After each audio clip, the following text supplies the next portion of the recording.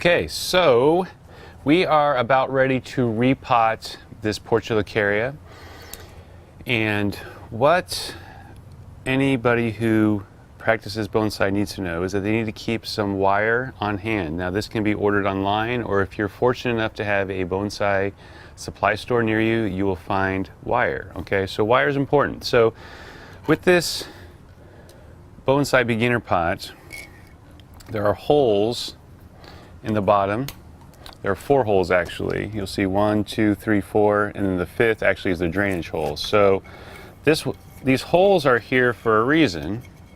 Now these are also in not only beginner pots, they should be in all of the bonsai pots that are created, because when it comes time to repot, you have to secure the plant, because once you repot it, the roots are not clinging on to the soil or the substrate that you are potting it into, and so the wire is going to hold the plant in place. And so I should probably look at this, it makes it a lot easier. There we go. So I'm putting these wires through the hole,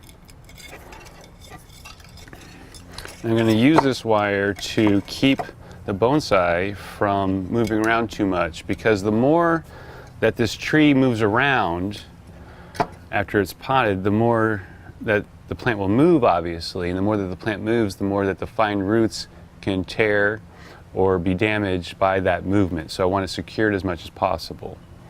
Also, bonsai screen for drainage holes is important. Now you've probably noticed by now that I'm not using the akadama, which is the bonsai clay. Again, part of my mission is to spread the love of bonsai to beginners, and I have found for beginners that the soils that I'm using, the mixes and the blends that I'm using are a little bit more forgiving for beginners. So I'm not getting them started with the bonsai soil, which you traditionally see. I'm using more of a potting mix, and depending on the plant, sometimes I'll add sand or some gravel to increase drainage. But for the most part, I am not using the akadama clay. I am using a potting soil, which is not traditional, but for beginners, at the very beginning, I'm not just talking about bonsai beginners, sometimes I'm just talking about people who are beginners taking care of plants, all right? And the potting soil is a little more forgiving. Although, if they don't adhere to my advice and the soil stays too wet, it could be a problem as well. But here in Northeast Florida, where it gets really hot, sometimes even if they water their plants in the morning, that clay here, when the plants are outdoors, can heat up so quickly, so fast, that it can also cause root damage. So I'm kind of like a catch-22. So I'm leaning toward and erring on the side of the potting soil for these purposes, but this is not always the case. Traditionally, we'd be using the akadama clay for a finished bonsai, all right? Just wanted to clear that up. All right, so now the first thing I'm gonna do is I'm gonna grab some of that gravel, because I want good drainage. I'm not gonna put the gravel on the top. I don't like gravel on the top. In this situation, gravel on the bottom is gonna be more important. So I'm going to put a layer of gravel on the bottom so that we can ensure that we have good drainage around the holes. And then I'm going to grab the tree again, and I'm going to set it in the pot before I put any soil, just to see what we're looking at. Now I talked about this root, and I have this root. I don't know if we can see it. Yeah, there it is. This root right here. This big one, I'm going to take that one out because it's going to keep this from really nesting and sitting flat in there. I'm just going to take this part out. It doesn't have a lot of fine roots on it, so I'm not going to be sacrificing a lot of feeder roots, but I am going to be getting rid of some mass, which is also going to allow for this plant to sit more flat.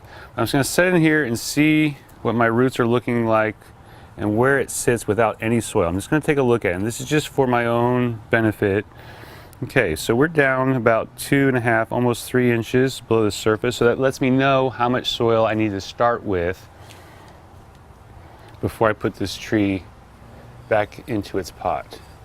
So let me grab some soil, and I'll be back in just one moment. All right, so got the potting soil, and I'm going to fill this up couple inches, and then I'm going to test it again and see where we're at. So I want to get this tree just at the right height in relation to the pot, and I want the tree's roots to be right at the surface of the pot where they need to be, especially the nabari. That looks pretty close, but let's see how close we are.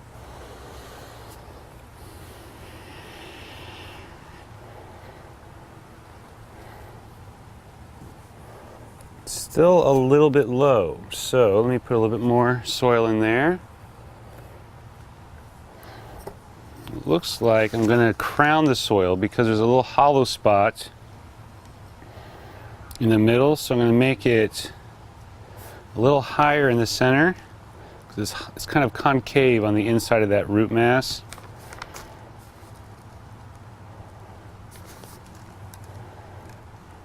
So you can see I'm kind of crowning it there where it's a little higher in the middle. I think that should be pretty darn close.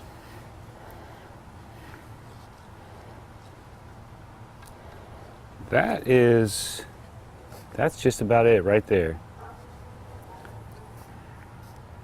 Now fortunately the root structure is just about right and all within the edges of this pot right here. So I'm not going to do any major pruning there, although I do see a rotten root here on the back side that I'm taking off.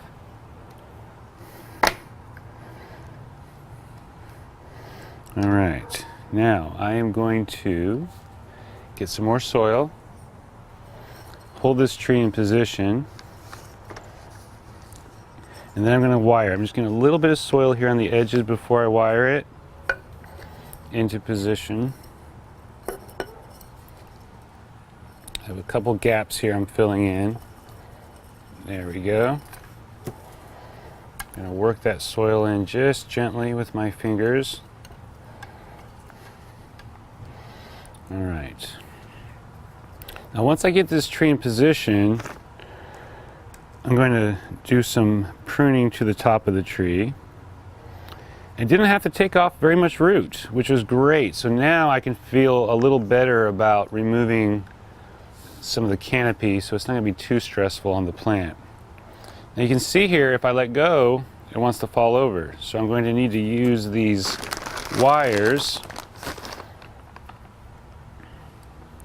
to secure the tree into the pot.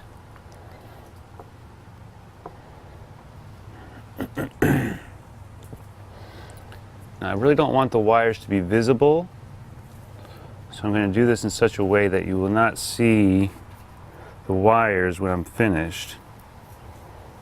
So I'm going to kind of weave them through here.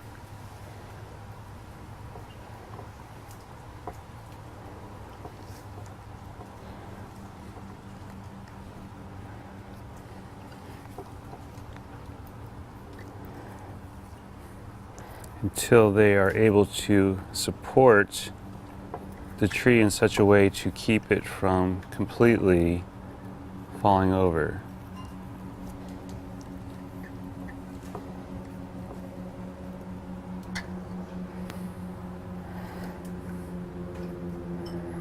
Now luckily I have a lot of gaps between these roots here, so I'm able to kind of thread the wire through the root system on the surface, the big strong roots on the top.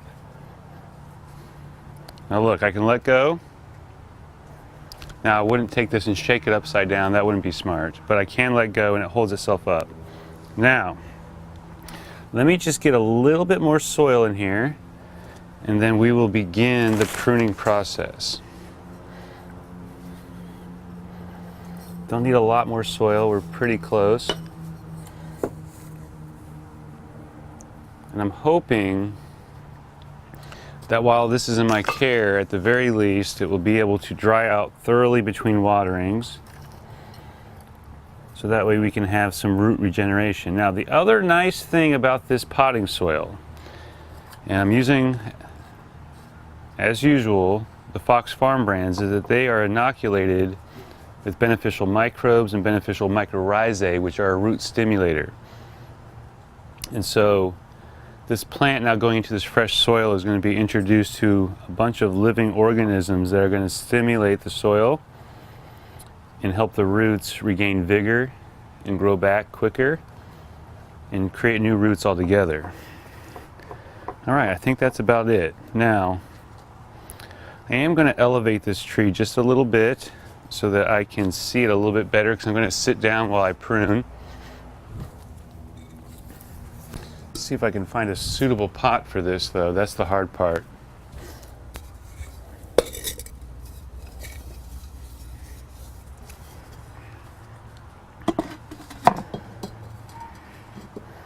There we go. Okay, so as you can see here, we have a lot of very long leggy growth without any branching on it. So I'm going to cut this back dramatically in order to stimulate growth back in toward the center of the tree a little bit. So the benefit, actually, the nice thing about all this long leggy growth is that it actually thickens up the trunk, thickens up the branches. So there is some benefit to growing a tree out like this and allowing it to put on some mass on the trunk and on the branches. But this needs some serious styling. I mean, this thing is kind of like an octopus gone wild. So I'm just going to begin coming in here and trimming it out. Now, I also see some growth that's crisscrossing the trunks and the branches, which is not appealing. Let's see here. Front side of the tree, I'm going to choose this side right here. So I'm going to begin by taking off this right here.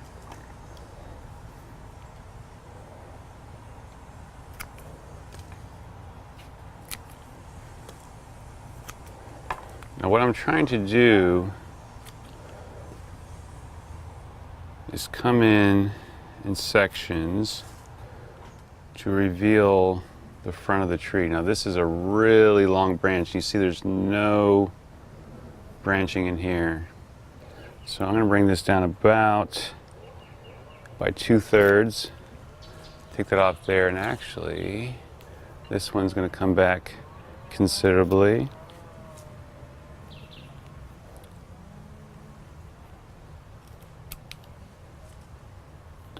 And I got several branches that are growing straight down, and those are coming off right away.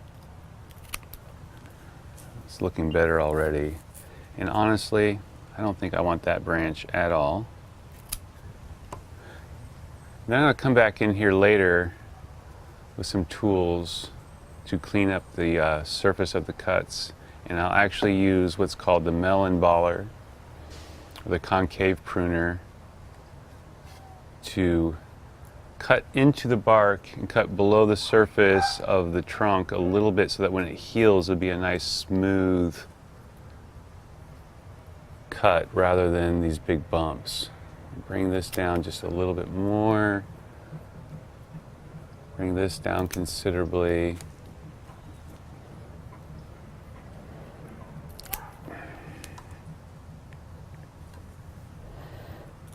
A lot of this excess is coming way back.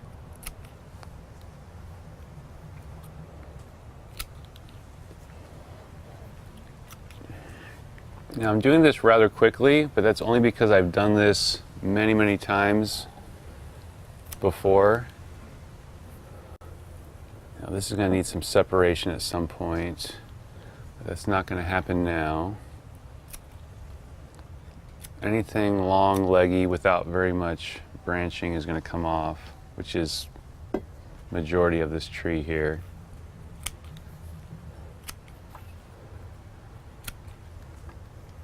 Creating some space between the branches, taking off any branches that kind of crisscross each other, which is distracting to the eye.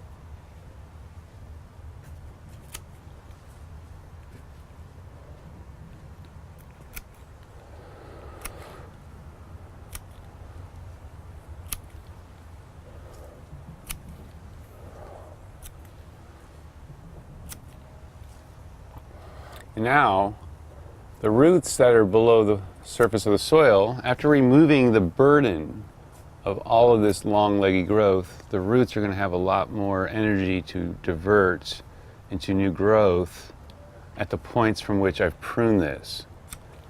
And so it's going to burst forth with all kinds of new growth,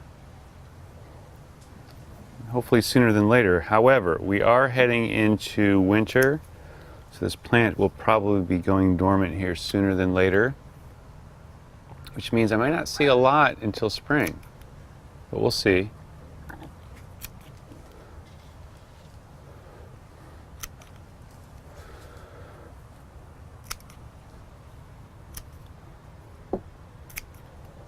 Right, now I'm going to leave some greenery on here because we do need this plant to still photosynthesize and to bring more energy into the whole system of the plant. Now, in addition to the pruning that I've done here, I also see some other things that can be done to this tree here in the near future, like spacing out some of these branches. I talked a little bit how I use rocks and stones as wedges. Sometimes I use that Velcro tape to hold branches like this, for example, down in a position for a period of time so that it'll hold that position once I let it free of that tape.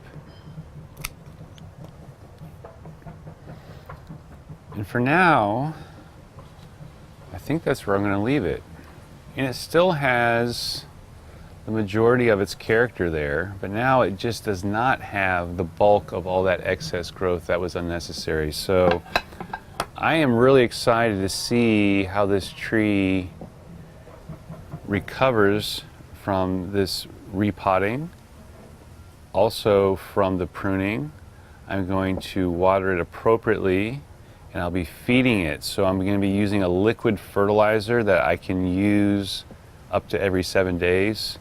So until it starts really getting cool here and too cold for me to be thinking about feeding the plant, I am going to continue feeding it so that it can continue to get all the nutrients it needs in order to come back quicker. All right? So, as you can see, there's no need to be afraid of cutting into one of your trees. Trees are a living thing and they're going to grow back. So worst case scenario, you take off a branch. It might suck, it might not have been a branch that you wanted to take off, but it will grow.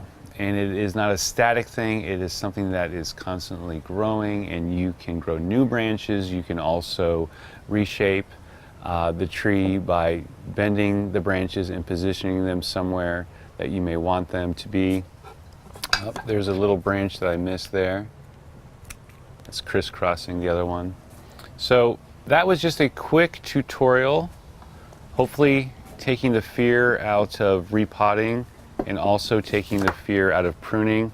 The Portulacaria, as I have mentioned before, are very forgiving plants. They're a lot of fun to grow, and they provide a lot of satisfaction in the finished product. Thanks for joining us today. Don't forget to subscribe, share, comment in the comment section down below the video. Until next time, happy gardening. I'll see you then. But specifically today, I'm going to be talking about plants that we grow here in Northeast Florida. So all the information will be based on